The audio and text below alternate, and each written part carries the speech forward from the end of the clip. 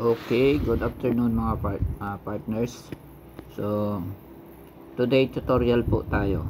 Paano mag top up sa Payoneer gamit ang USDT. Okay. So, unang-unang gagawin po ninyo, dapat meron kayong Trust Wallet. Ako kasi recommended ko na gagamitin ang Trust Wallet dahil napaka user friendly naman niya.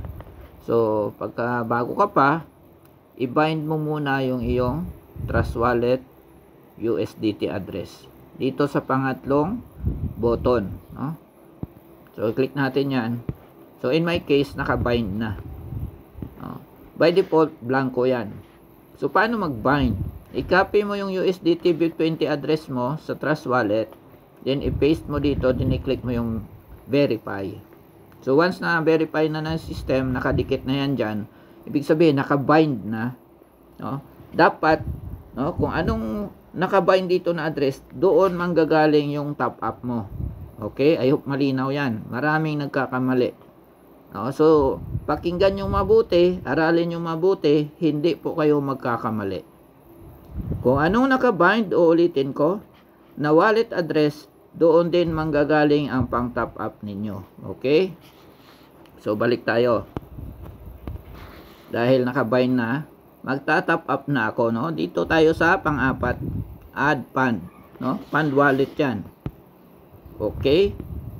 So kung member ka, regular member ka lang, pwede ka mag-top up ng minimum of 0.18 USDT.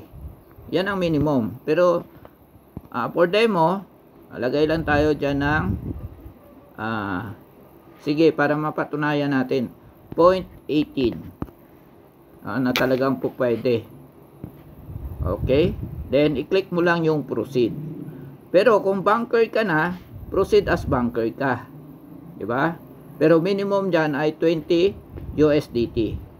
So ngayon, unahin natin yung, kunyari member ka lang, so i-click mo lang proceed, no?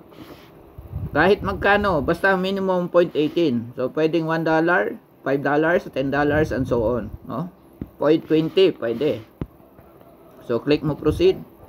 Yan. So please send exactly. Tandaan yan, ha. Yan ang sinasabi ng system.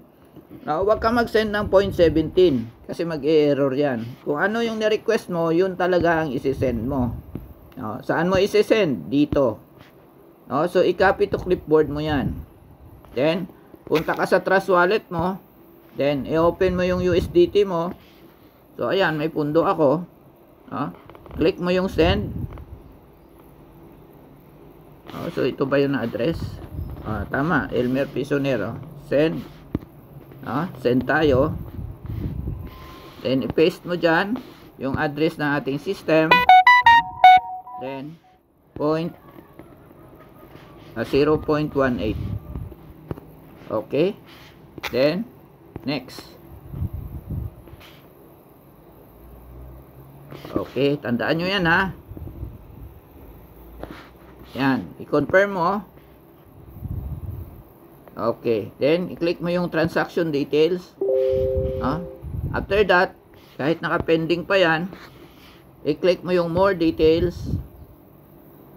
Then pindot mo yung got it na yan na nakaharang. Nakita mo yung status success. Dito, pindutin mo itong copy icon na ito, no? Copy to clipboard. Yan. Pag napindot mo na, balik ka doon. Then enter transaction hash. Diyan mo i-paste yung kinopya mo na transaction hash. Okay? Pag na-paste mo na, i-click mo na verify funds. Ayan. Natin. Ayan, your cash wallet has been funded with USDT amounting to 0.18. So pumasok na siya doon sa cash wallet mo. Okay? So ganun lang. Napakabilis lang mag-top up, no? Yang 0.18 na yan ay pwede yan pang activate ng iyong account, no? So maraming salamat.